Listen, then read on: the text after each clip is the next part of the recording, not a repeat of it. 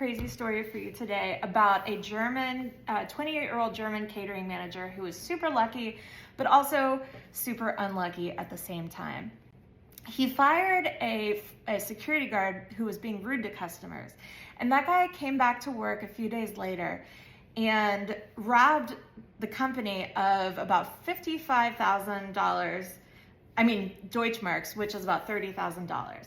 And he left with the money, but then he came back and shot his former manager in the back of the head.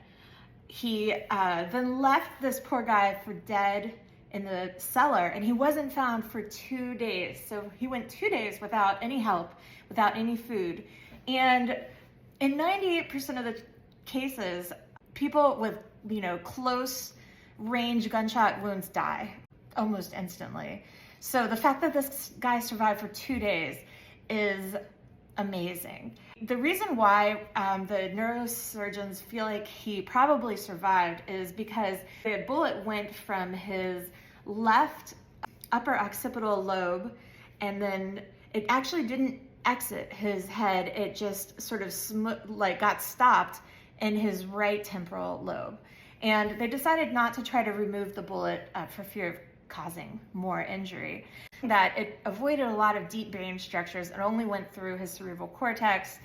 I say only, but obviously that is still important, cerebral cortex, and so he was actually completely blind when he got to the hospital.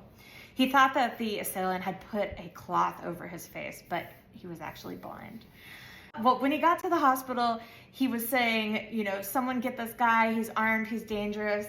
And he was actually able to identify his assailant. So he was conscious and he was making sense. A few weeks later, in a rehabilitation hospital, he was doing a lot better. He had recovered some vision, he had recovered some movement, and then 3 years later, he was basically completely fine.